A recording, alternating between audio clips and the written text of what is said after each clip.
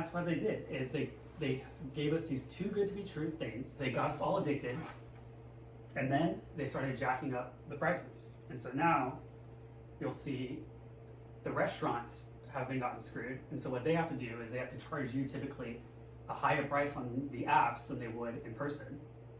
And then DoorDash has their service fee on top of it. And then they have, some sort of, on top of the service fee, if you get something called Dash Pass, they still have like a, minimum fee on top of that. And then you have this Dash Pass fee.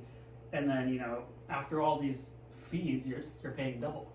And people would have never done this if they hadn't been addicted to it like they were in the, VC heavy area of big delivery. And